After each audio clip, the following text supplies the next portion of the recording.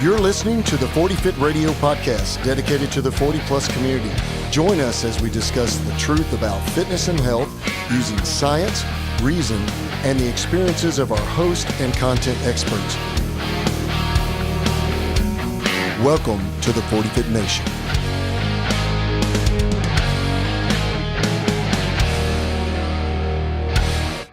Welcome back to 40 Fit Radio. This is Coach Trent checking in today.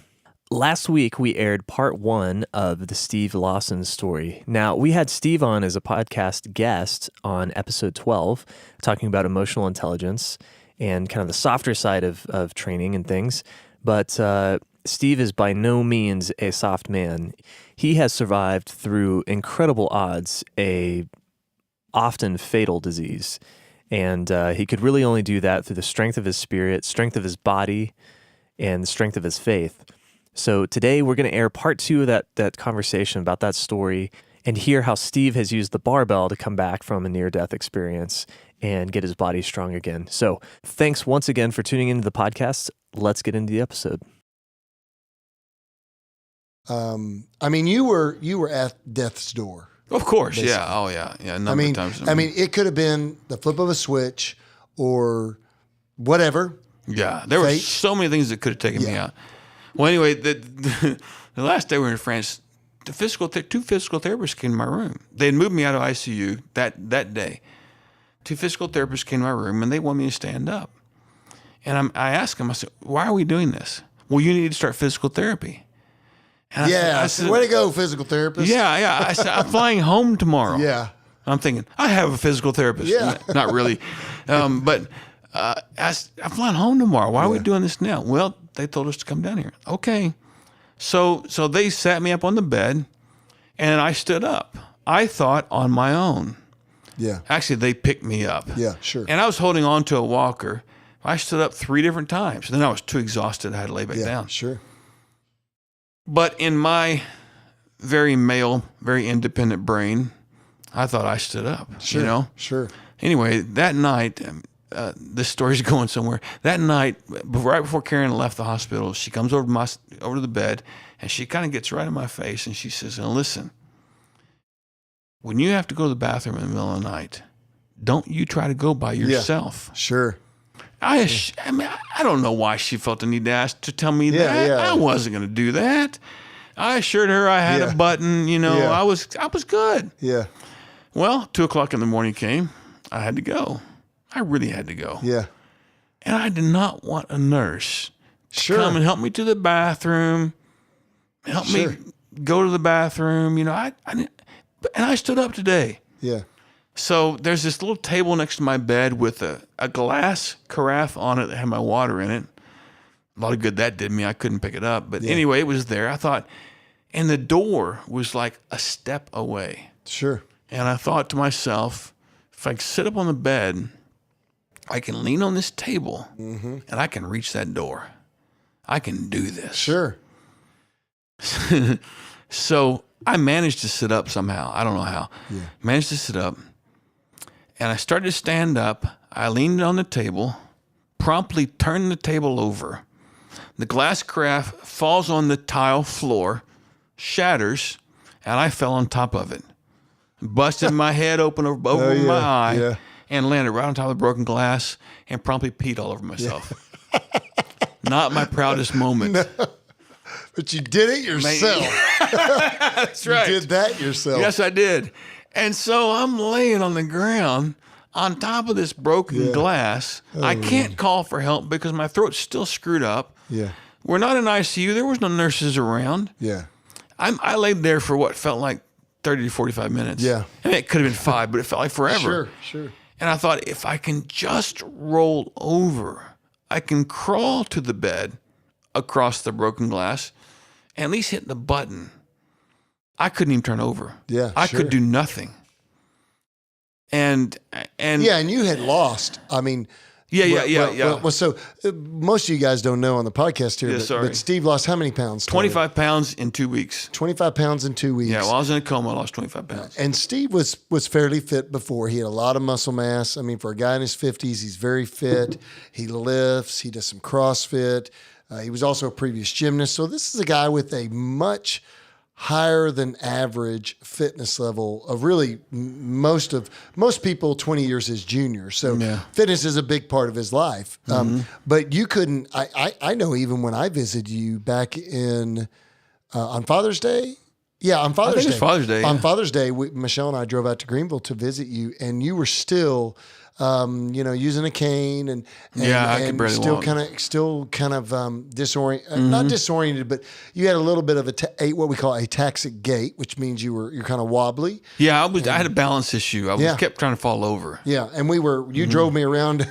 I remember you wanted to drive me around in your mule, which is kind of like an off-road vehicle around the ranch, his little place, and I was like, oh, I don't know if he should be driving, but I figured I wouldn't fall over in that mule. If I did, you would prop me up, right? Yeah, I would.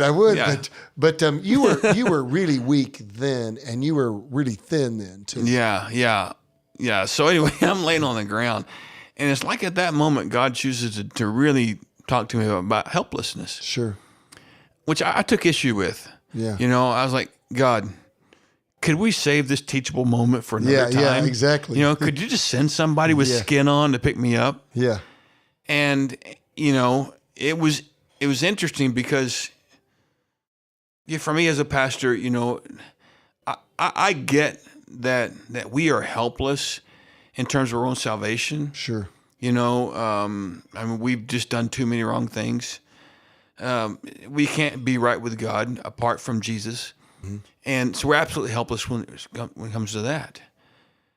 But at the same time, we have this level of helplessness really that we need each other as well. Sure. We're created to live in community. We're created to need one another. Right. And, but like I was saying a while ago, we settle too many times for the best we can do. Right.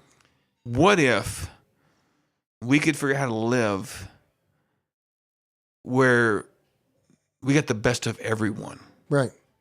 Yeah. And become vulnerable in relationships. Yes. And become intimate in relationships with our friends. Yeah. And guys and ladies and everything. Yeah, where we can capitalize on the greatness of everyone. Yeah, sure. Where people are great in areas where we suck. Right. What if we could admit that? Right. Sure. And ask for help. Sure. And then what if we really got to where we could understand what it meant to receive God's power in things?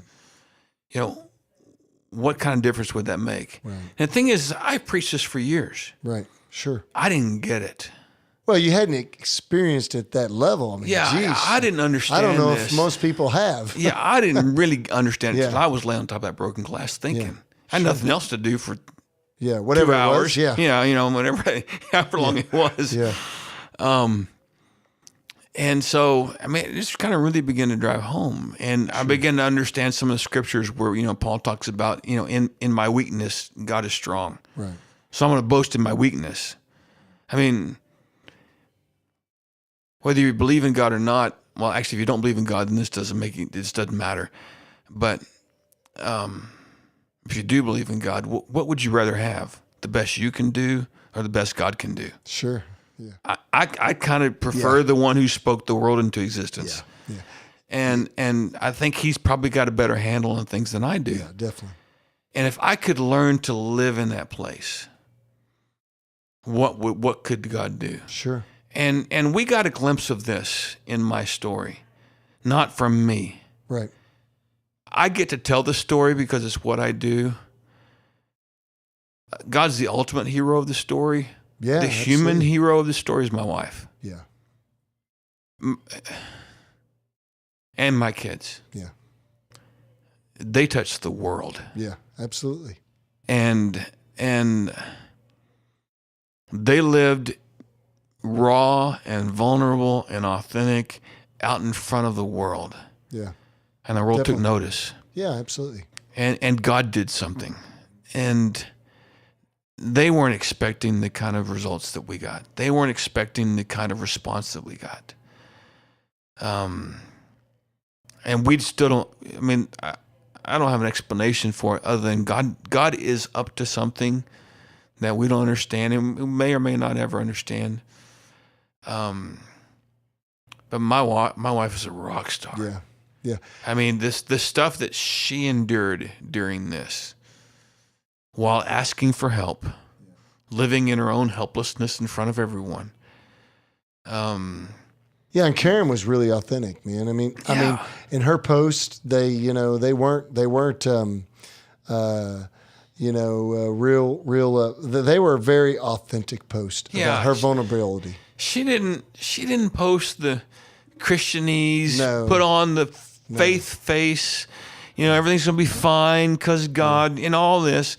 She's like, I'm hurting. Yeah. I don't have. I read one of her posts. I basically cried through her post one day.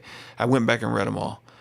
I remember one specifically where she said, on Facebook, "Hey guys, I don't have any faith right now. Yeah.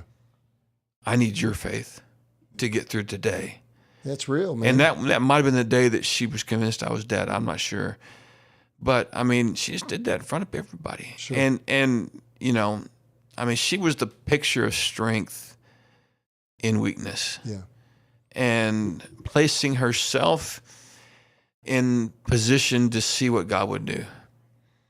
And we like these stories with this result. Regardless, though. There's a lot of stories that don't have this result. With people that are just as strong. I mean, the end of Hebrews, Hebrews is what, we, pastors or Christians, we call it the hall of faith. Hebrews lists all these great men and women of the Bible, Moses and Gideon and David, who did these great things, great acts of faith. And those are cool stories. At the end of the chapter, it says, then there were those who never received what was promised.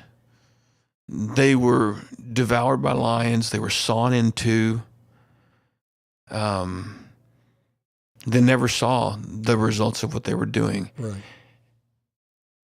And it says something it doesn't say about anyone else in Scripture. It says, and the world was not worthy of them. I mean, Wow. Oh my gosh. Awesome. Yeah. And these people had no name. Yeah. These people did not have a story. Right. Other than they got killed. Right. And they died. Sure. But it says, that's the picture of real faith, It's the ultimate sacrifice. It is. And so, God sees it all, and God's at work in it all. Yeah. And I want to be one of those, that God would be proud of. Yeah. And that if there were scripture written today, would write that about me. Right. I don't know if that's possible. They would probably write about my wife, not about me. I would second that. Yeah. I mean, I tell everybody, they ask me, what was it like? I don't know. I went to sleep and woke up. So what about today? So you came to the States, you went to Parkland Hospital for a while. Yeah, Parkland Hospital for 3 days. Right. And then I was transferred to Greenville, and I was on the rehab center, the rehab floor, inpatient rehab in Greenville. I think for another 10 days, I was in the hospital because I still couldn't walk. I mean, I basically kind of walked at Parkland, a little bit down the hall and back, but down the hall and back, and I was exhausted. I had to sleep. Started rehab in Greenville, was there for 10 days, and kind of got to where I could walk. They didn't like me there because because I had fallen. Right. I didn't realize this. You're a fall risk. They knew this. I was a fall risk. You're a fall risk. Yeah. And that's the way it works in PT. Yeah. So they basically told me you can't get out of bed. Right. No. Yeah. Without calling us. That's right. Yeah. I'm like, what? Yeah. Come on. I mean, I walked down the hall and around. Yeah. Yeah. I found this out one night when I went to the bathroom. I could walk with a walker. Yeah. I got my walker and I walked to the bathroom. Problem was when I stood up out of bed, the alarm went off. Yeah, there was an alarm on the bed. Yeah. It just pissed me off. I was like, are you kidding me? Obviously, I didn't fully learn my lesson. Yeah. From before. But, eventually they turned that alarm off and I was allowed to go to the bathroom on my own. But, did rehab for those 10 days, came home, and the doc wrote me a prescription for outpatient rehab, which I did in Greenville. And I want to say he wrote it for 20 sessions, 3 days a week. I only went twice a week, but he was expecting I'd be in rehab for 3 months. Yeah. They dismissed me after a month. Yeah. So I did 8 sessions. Yeah. And I was already going back to the gym. And the first time back to the gym, they basically helped me inside. I went in with my cane, leaned my cane against the wall, hobbled over to the rig, and thought I'll just do some air squats. Because I couldn't do it. Yeah. Chris, one of the guys, brought the bench over to me so I could just sit down on the bench and stand back up again. Right, sure. Because I had to hang on to the rig. Yeah. Because my balance was so bad, I would have fallen over. Mm-hmm. I managed 10 air squats. Yeah. And then had to rest. And I think I might have done a couple sets. Yeah. And I did a couple other things, and basically Karen took me home. She was driving me everywhere then. Yeah. But that slowly improved. We talked the other day. You did 3 sets of 5 with 205 or 225 or 205. I think, or two. I think my.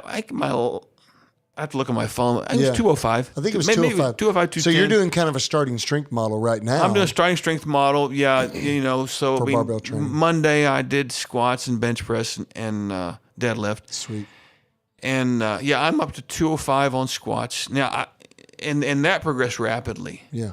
How much of your weight has come back? All of it. All of it? Yeah. I kind of went on the all-you-can-eat diet. And so now that my weight's back, I'm having to go back and think, all right, I should eat clean now. Slim and trim diet? Yeah, I should, I still need the calories, but, but I've gained my weight back. Yeah. But, I kind of blew through rehab. People have asked me, do you think your previous fitness level made a difference? Sure.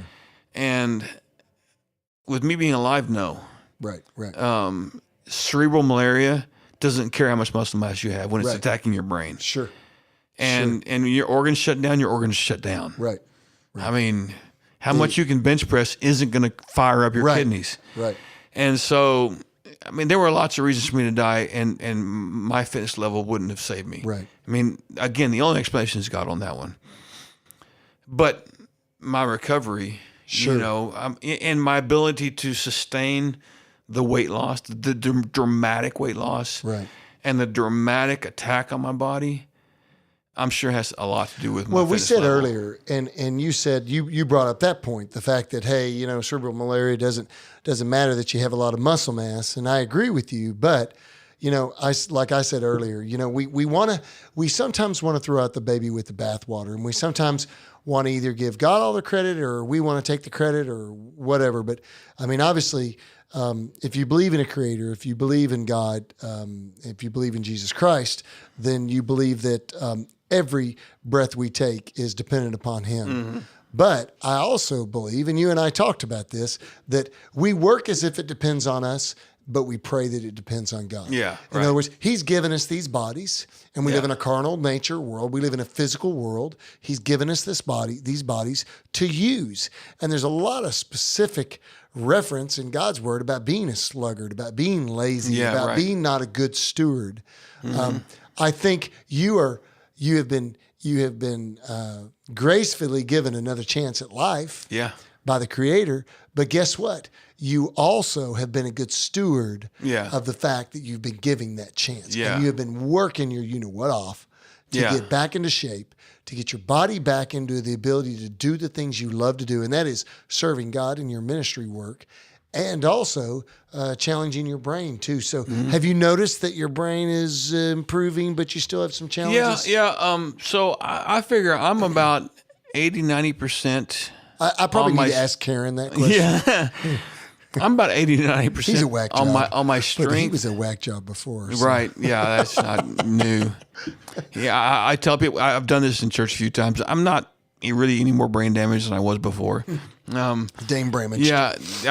Honestly, the doctors in Russia were convinced that if I woke up, I'd be a vegetable. Yeah. Yeah, I could see that. At best, I would have permanent brain damage. Yeah, damages your brain. And, that's quite normal. Sure. If you survive. Sure. But I didn't have any. Right. That's awesome. I still have trouble sometimes, and it's getting better. I still have trouble finding words sometimes. I have trouble completing sentences, completing thoughts. Sure. I want to say something, and I just can't figure out how. Yeah. There are still times when I'm in the middle of a conversation and I have no idea why I'm speaking. Why am I here? Yeah, and so I'll do, I'll just keep talking, thinking I'll figure it out, and it doesn't usually happen. And I mean, some of that was before. I mean, just being old, but it just got worse. Yeah. And so, I mean, that's irritating. Yeah. But it doesn't happen near as much as it used to. So that's. I bet I'm 80-90% there too. Yeah. What the worst and what still frustrates me is my endurance. Yeah, is still really bad. And yesterday I helped a guy at our offices move a desk from one room to the other. It was a heavy desk. Yeah, it wasn't that heavy, but it was heavy. I was out of breath. Yeah, you're spent. Yeah, just moving a freaking desk. Yeah. Stamina, the ability to use your strength and your cardiovascular function. Your cardiovascular system is probably still significantly compromised from the recumbency, from the hospitalization, and everything else. When I'm at the gym, I mean, once I get heavy, one set of 5 squats, I'm sucking wind. Yeah, and I've got to sit down, or I've just got to wait. Yeah, so I can get my breath back because I can't get enough oxygen. And so, I did, like I said the other day, I did squats and bench and deadlift. Took me 2 hours. Yeah, sure. I did the whole workout, Well, I've got trainees that it takes them that long too, and they don't haven't had cerebral malaria. Well, yeah, but I need to use your case and tell them to get their ass in gear. Hey, this guy had cerebral malaria. It's taking you 2.5 hours to do your session. Get your acting gear. Yeah. But anyway, I mean, it's coming. And it's cool. And I'm happy that I've been disciplined in my body. It makes a difference, yeah. And so it's. I have another friend several years ago got just regular malaria, and he said he couldn't get out of the hospital bed for 2 months. Yeah, and I was at the gym in 5 weeks. Yeah, and so some of that has to do with my fitness beforehand. Well, and I hate to say this, but if you believe in the law of sowing and reaping, yeah, right, in every area of our lives, yes, every area, absolutely. It doesn't say the law of sowing and reaping for spiritual only. It's the law of sowing and reaping. Yes, period. And if you believe in that physically, spiritually, mentally, emotionally, financially, socially, whatever it is, then you reap the benefits of living a well-disciplined life, or being a good steward of your body, taking care of yourself. And I think that's important. Yeah, I think absolutely. there's value in that. And so, well, man, I think we're right at about an hour. Yeah. So anything else you want to say, man?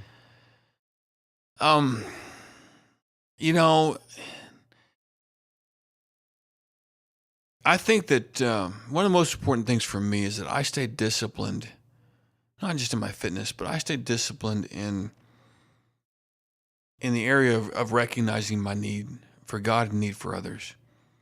And we all want to think we'll do well in the crisis moment. People hear the story, oh yeah, I would have relied only on God then too. Yeah. I can tell you for a fact, no, you wouldn't have. Yeah. Unless you're doing it now. Yeah.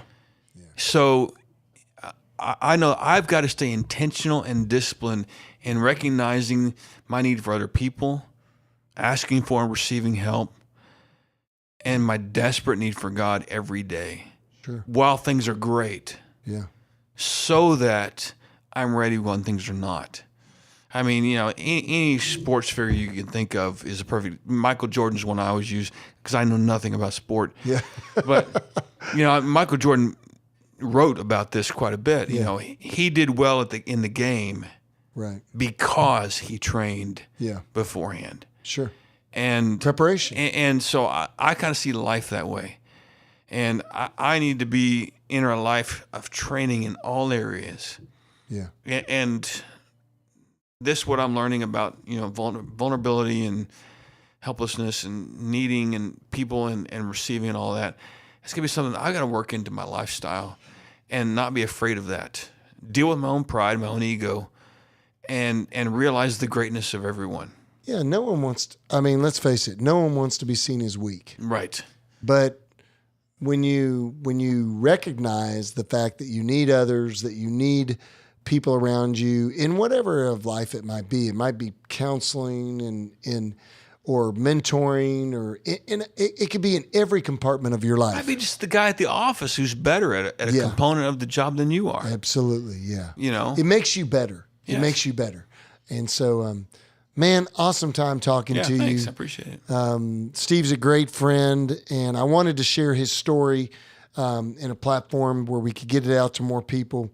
If you would like, first of all, Steve, tell us how people can get a hold of you if they'd like to find out more about your story or even get involved with supporting you in your ministry work and everything you're doing. My website, leadershiptransformation.net, is about the ministry, the work that I do internationally, as well as the leadership training I do here. I also do leadership seminars, corporate training, and that kind of stuff.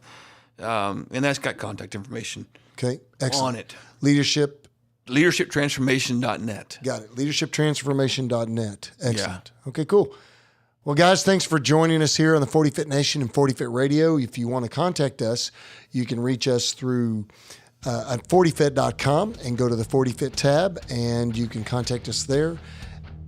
You can also reach us on Instagram at 40 Fit Radio, or you can reach me personally at DL Deaton on Instagram. And then we have a Facebook community group, which is 40 Fit Masters Community Group. So you can reach us there too. So thank you for joining us tonight. Thank you for being here, Steve. Thank you. And joining the 40 Fit Nation.